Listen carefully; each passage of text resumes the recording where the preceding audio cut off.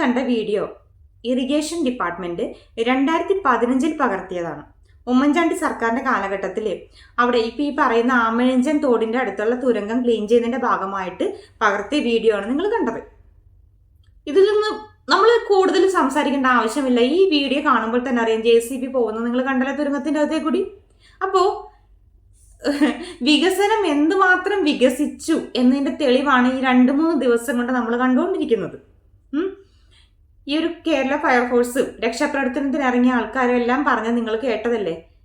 അവർക്ക് അതിലൂടെ ഒന്നും കടക്കാൻ പോലും പറ്റുന്നില്ല. അത്രമാത്രം മാലിന്യ കൂമ്പാരമാണ്. അത്രയും കട്ട പിടിച്ചിരിക്കുകയാണ്. എത്ര ഇതിൽ വെള്ളം അടിച്ചിട്ട് പോലും അതൊന്നും അനങ്ങുന്ന പോലുമില്ല. എന്തൊക്കെ അവർ ചെയ്തു നോക്കി. അത്രയും മാലിന്യം അവിടെ കെട്ടിക്കിടക്കുകയാണ്. അപ്പൊ വികസനം കൂടിപ്പോയതിന്റെ ഗുണമാണ് കാണുന്നത്. പിന്നെ പറയുന്നു റെയിൽവേയുടെ അനുമതി കിട്ടില്ല. കോർപ്പറേഷൻ പറയുന്നു റെയിൽവേയുടെ അനുമതിക്കായി കാത്തിരുന്നു. അയ്യോ, ഭയങ്കര കാത്തിരിപ്പായി പോയി. അവരൊക്കെ കാത്തിരിക്കുകയാണ്. അപ്പോൾ ഈ 2015 ഉമ്മൻചാണ്ടി സർക്കാരിന്റെ കാലഘട്ടത്തിൽ റെയിൽവേ അനുമതി കൊടുത്തു. അതായത് അവർക്കതിന് കഴിവുണ്ടായിരുന്നു. അനുമതി വാങ്ങിച്ച് ക്ലീൻ ചെയ്യാനുള്ള കഴിവ് അദ്ദേഹത്തിനുണ്ടായിരുന്നു എന്നതിന്റെ തെളിവല്ലേ അത്. ഇത് രാഷ്ട്രീയം തലക്ക് പിടിച്ച ആൾക്കാർ ഇവിടെ വന്ന് കുറെ കമന്റ് അല്ലെങ്കിൽ എന്നെ ചീത്ത പറഞ്ഞുകൊണ്ട് യാതൊരു കാര്യമില്ല. നിങ്ങൾ കുറച്ച് മനുഷ്യരായി, സാധാരണ മനുഷ്യരായി, ആ ഒരു സാധു മനുഷ്യന്റെ ജീവനാണ് പോയത്. നിങ്ങൾ ചിന്തിച്ചു നോക്കൂ. 2015 അവർക്ക് അത് ചെയ്യാൻ കഴിഞ്ഞിരുന്നു എങ്കിലേ ഇത്രയും വികസിച്ചു ഭയങ്കര കാര്യങ്ങളൊക്കെ പറയുമ്പോൾ ഇത്രയും വർഷം കഴിഞ്ഞിട്ട് പോലും ഇവർക്കൊരു അനുമതി വാങ്ങി ചെയ്യാൻ പറ്റിയില്ലെങ്കിൽ അത് ചെയ്യാൻ പറ്റാതിരുന്ന ആളുകളുടെ കഴിവുകേട് തന്നെയാണ്. അങ്ങനെയുള്ളവർ ആ സ്ഥാനത്തിരിക്കാൻ യാതൊരു വിധത്തിലുള്ള യോഗ്യതയും ഇല്ല. അത് മാത്രമല്ല, ഒരു ആളെ കാണാതായി 3 ദിവസമായിട്ട് തിരച്ചിൽ നടത്തുമ്പോഴും അങ്ങോട്ടും ഇങ്ങോട്ടും പഴിചാരുകയാണ്. റെയിൽവേ പറയുന്നു ഇത് കോർപ്പറേഷന്റെ ഉത്തരവാദിത്തമാണെന്ന്, കോർപ്പറേഷൻ പറയുന്നു റെയിൽവേയുടെ ഉത്തരവാദിത്തമാണെന്ന്. 2015 ഇത് റെയിൽവേ അല്ല ചെയ്തത്. അന്ന് അത് ഭരിച്ചിരുന്ന ഉമ്മൻചാണ്ടി സർക്കാർ ചെയ്തതാണ്. അത് ആദ്യം മനസ്സിലാക്കുക. അപ്പൊ കഴിവ് വേണം. നമ്മൾ വെറുതെ വായ കൊണ്ട് പറഞ്ഞിട്ട് കാര്യമില്ല. നമുക്കത് നടത്താനുള്ള ഒരു കഴിവും കൂടി വേണം. വികസനം വളരെയധികം വികസിച്ചു കേട്ടോ. കാരണം ആ ഒരു മൃതദേഹം കിട്ടിയ സ്ഥലം പോലും നമ്മൾ കണ്ടു. എത്രമാത്രം മാലിന്യമാണ് അവിടെ കെട്ടിക്കിടക്കുന്നത്. ഇതൊക്കെ കോർപ്പറേഷൻ കണ്ണടച്ചിരിക്കുകയാണോ, അല്ലെങ്കിൽ എല്ലാം തിരുവനന്തപുരം നഗരം മുഴുവൻ നോക്കുന്നത് റെയിൽവേ ആണോ? എനിക്കറിയില്ല. കാരണം അവിടെ എത്രമാത്രം മാലിന്യങ്ങളാണ്. റെയിൽവേക്ക് അവിടെ എത്രമാത്രം സ്ഥലമുണ്ട്. ഇനി റെയിൽവേയുടെ തെറ്റാണെങ്കിൽ പോലും ഈ കോർപ്പറേഷന് അത് ചെയ്യാനുള്ള ഒരു തൻ്റെ ഇടമില്ലെങ്കിൽ പിന്നെ ഇവരെന്തിനാണ് ആ ഒരു സ്ഥാനത്തിരിക്കുന്നത്?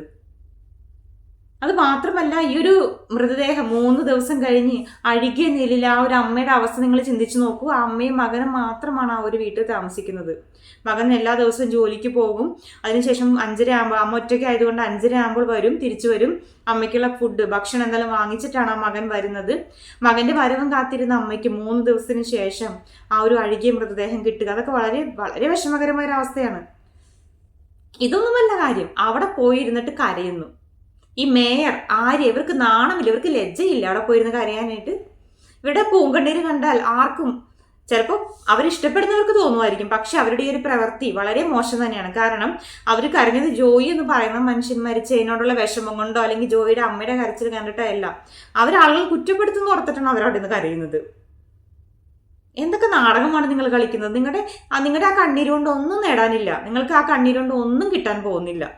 കാരണം അത് ഒരു അമ്മയുടെ അതായത് ഒരു അമ്മയുടെ വിഷമം കണ്ടിട്ടുള്ള ഒരു കണ്ണീരല്ല. അത് കാണുമ്പോൾ തന്നെ അറിയാം. നിങ്ങൾ ആരെയൊക്കെ കാണിക്കാൻ വേണ്ടിയിട്ടുള്ളതാണ്.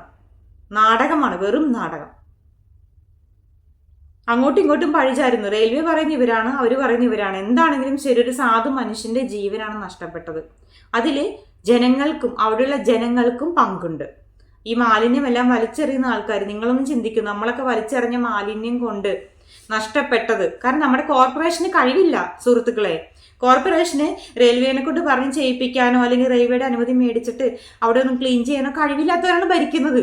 അപ്പൊ അങ്ങനെ കഴിവില്ലാത്തവർ ഭരിക്കുമ്പോൾ ദൈവത്തെ ഓർത്ത് നിങ്ങളും തെറ്റുകാരാണ്. അവിടെ കൊണ്ട് മാലിന്യം ഇട്ട് അത്രമാത്രം കൂമ്പാരമാക്കിയ ആളുകളും തെറ്റുകാരാണ്. എല്ലാവരുടെയും തെറ്റുകളുടെ ഫലമായിട്ടാണ് ആ ഒരു സാധു മനുഷ്യൻ മരിച്ചത്. അഴുക്ക് ചാലിലെ വെള്ളത്തിൽ.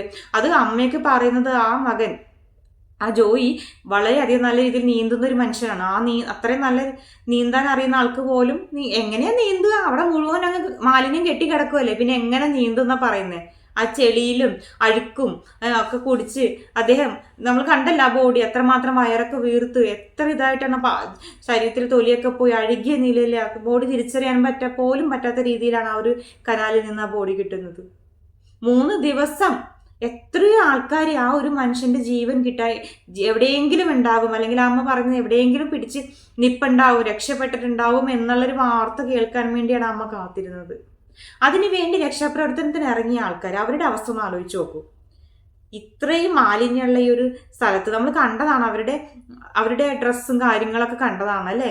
എത്ര മാലിന്യമാണ്, എന്തൊക്കെ അസുഖങ്ങൾ അവർക്ക് ഫ്യൂച്ചറിൽ വരും. അതൊക്കെ അവഗണിച്ചുകൊണ്ട് അവരുടെ ജീവൻ പോലും പണയപ്പെടുത്തിയിട്ടാണ് അവർ ആ മാലിന്യ കൂമ്പാരത്തിൽ ഇറങ്ങിയത്.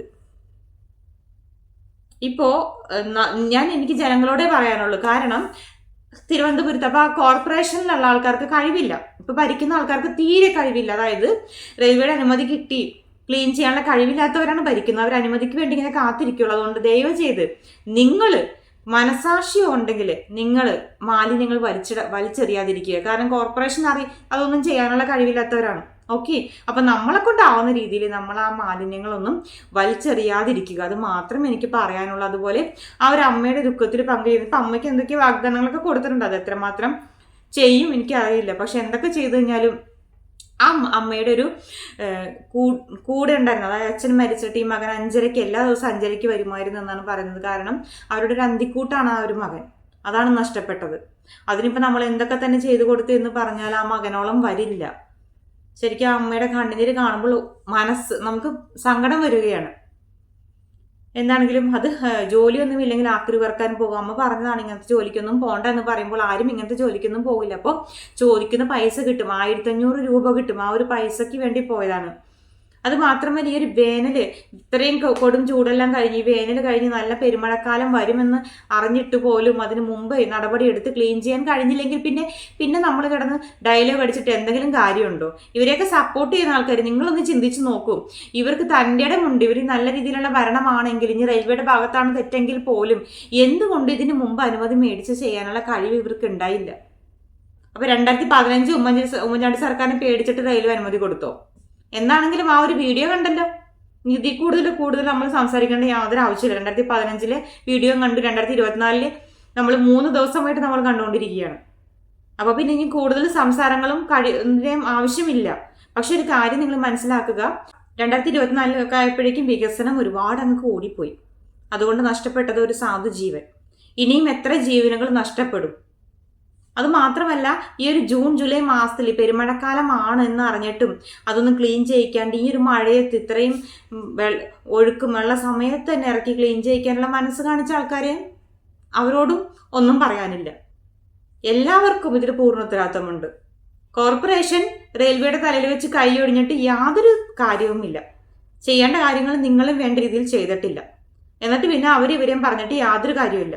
അല്ല, റെയിൽവേ പറയുന്ന കാര്യം ഇത് കോർപ്പറേഷന്റെ കീഴിലുള്ളതാണ്, കോർപ്പറേഷനാണ് ചെയ്യേണ്ടത്, ഞങ്ങളുടെ വേസ്റ്റ് ഒന്നും അവിടെ ഇടുന്നില്ല, ഞങ്ങളുടെ വേസ്റ്റ് റീസൈക്ലിംഗ് ചെയ്ത് ഞങ്ങൾ യൂസ് ചെയ്യുന്നുണ്ട്, റീയൂസ് ചെയ്യുന്നുണ്ട് എന്നൊക്കെ റെയിൽവേയും പറയുന്നുണ്ട്. എന്താണെങ്കിലും ശരി, അങ്ങോട്ടും ഇങ്ങോട്ടും പഴിചാരി രണ്ട് കൂട്ടരും ഇത്രയും പെരുമഴക്കാലം ആവാൻ കാത്തിരുന്നത് ക്ലീൻ ചെയ്യാൻ ഇറക്കാൻ വേണ്ടിയിട്ട്. വേനൽക്കാലത്തൊന്നും ഇത് ചെയ്യാൻ തോന്നിയില്ല. അതുകൊണ്ട് തന്നെ ഒരു ജീവൻ പൊലിഞ്ഞു. കുറച്ച് നാള് എല്ലാവരും അങ്ങോട്ടും ഇങ്ങോട്ടും സംസാരിക്കും, അതിനുശേഷം വീണ്ടും ഇതേ അവസ്ഥ.